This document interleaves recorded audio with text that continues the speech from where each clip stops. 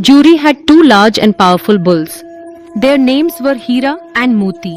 They loved each other very much. In Vinod, they moved together and stopped moving together. Juri also took great care of their feed and water. He never beat them. Because of this, both bulls loved Juri deeply. Once, Juri's wife's brother arrived at their home and began taking both bulls along with him as he traveled to the village. The bulls were very surprised as to why and where he was taking them. On the way, they troubled him a lot. Muti ran to the left while Hira ran to the right. Somehow, he took both and reached his home. Upon reaching his home after a tiring journey, he carefully placed the dry husk in front of them. But surprisingly, neither of the two bulls touched it.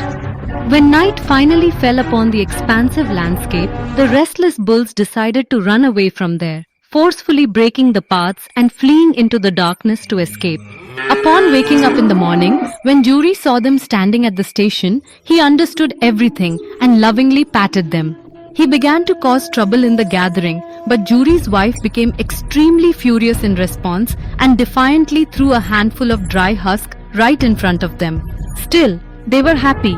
The next day, Gaia came again. This time, he tied the oxen to the cart and left. On their journey, Muti suddenly felt an intense desire to push the cart deep into the mud, but Hira remained sensible. He took control of the cart and by some chance reached Gaia's house.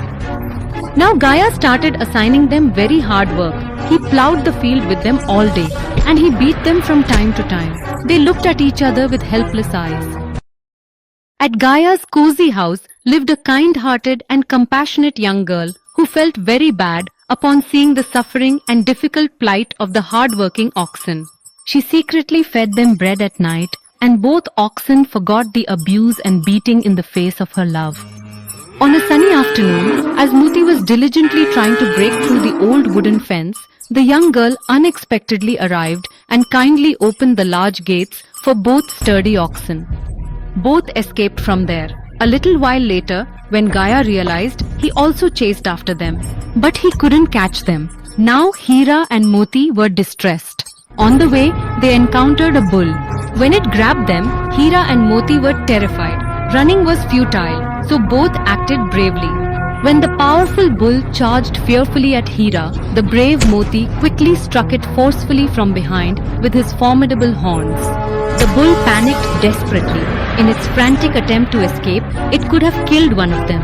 However, since there were two individuals present, Moti began chasing it a short distance behind. But Hira didn't let it go far. Both were very hungry now. As they moved forward, they saw a patch of peas on the path. They were definitely getting hungry. Upon seeing the fresh green peas, their hunger grew even stronger. They entered the field to eat the peas. The farmer hadn't even finished plowing when he saw them. He surrounded them from all sides and captured them. Then he confined them in the cattle shed. Hira and Moti saw that inside the cattle shed there were many more animals than they had expected, including buffaloes, horses, donkeys, goats, and an assortment of other livestock species. Everyone that was present there appeared extremely weak and thin. There was absolutely no provision provided and available for either fodder or water for anyone. Here, in this place, what did they consider themselves to be? As the night fell, Moti spoke to Hira, saying, "If we manage to break the wall, it will become much easier for both of us to get out now." He vigorously attempted to break down the wall using his strong horns. After delivering several forceful strikes, the wall began to slightly crumble. His enthusiasm grew, so he began striking harder. As soon as a path was made in the wall, the horses ran first. Then came the buffaloes and goats. Moti even chased away the donkeys by hitting them with his horns. He also advised Hira that she should run away now. When the morning arrived, the people of Kanchiho saw the extraordinary sight and were greatly astonished by it. They subsequently auctioned the splendid diamond and rare pearl. At the high-stakes auction event, a seasoned merchant strategically placed the highest bid, successfully purchasing them, and subsequently took both valuable items back to his own village residence. After enduring a prolonged battle against death and severe hunger, both had become extremely weak. Their bones were visibly exposed, highlighting their frailty and exhaustion. Driven by hunger and thirst, the distressed bulls had no strength left. They quietly started to move with the merchant.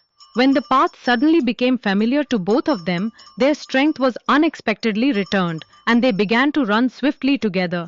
The bulls were moving forward, with the merchant trailing behind. But by the time he caught up with them, by then, both bulls had already reached their home. Jury was very happy upon seeing the bulls return to their grazing area again.